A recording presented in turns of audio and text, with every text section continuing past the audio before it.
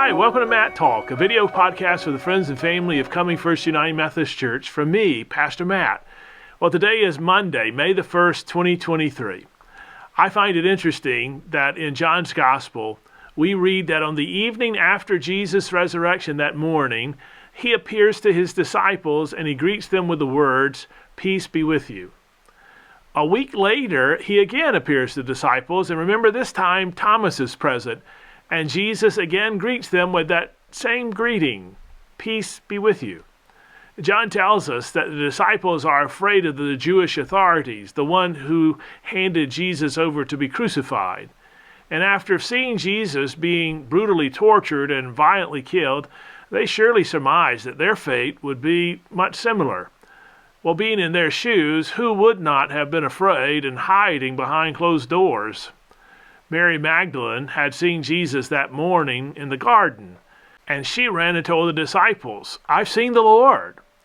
This probably was not the good news that we think it was to the disciples' hearing. Not only might the authorities be after the disciples, what would Jesus' attitude be towards his closest companions who in the hour of his death had deserted him, denied him, and ran away? Would he no longer befriend them? Or worse, would he come for them in vengeance?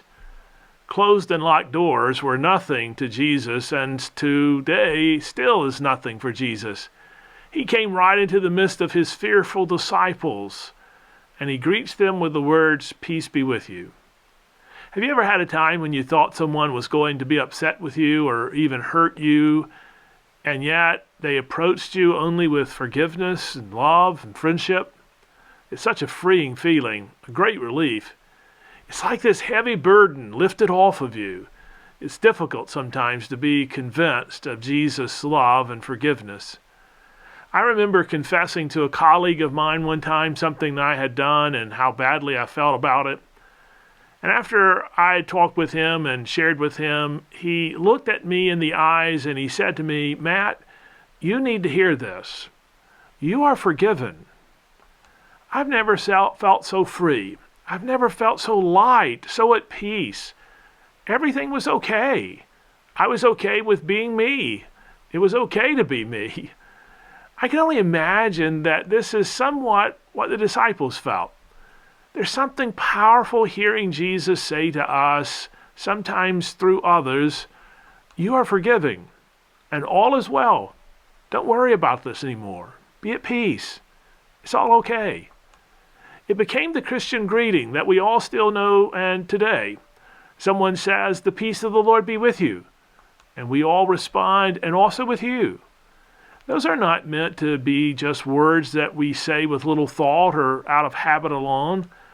They're meant to be words of reminder, words of affirmation, words of conviction, words of life.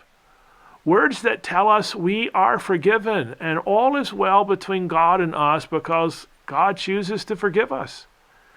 Jesus said, "Freely you have received, so freely give." And is there anything more we need to freely receive and freely give than the words of forgiveness and peace and love? There are times in our worship service when we are invited to turn and greet our neighbor. Tell them hello, introduce yourself, converse with them, get to know them. That's a completely different thing from the times in our worship when we are invited to pass the peace. Passing the peace happens after our prayers of confession and hearing words of pardon. If we confess our sin to God, God is faithful and just to forgive us our sin. We believe that and we receive that. And then during the passing of the peace, we share that. We pass it along to others, to our friends, to our enemies, to strangers we don't even know. We assure others that whatever they might think of us and our reaction will be towards them, our true Christian spirit is always one of forgiveness, always one of pardon, always one of love and peace. It's what we promise to all who are baptized into the body of Christ. We promise to surround each other with a community of love and forgiveness. We promise to always pass the peace. And passing the peace is an important act of helping to be that kind of community of love and forgiveness. So let us be mindful of the purpose of passing the peace.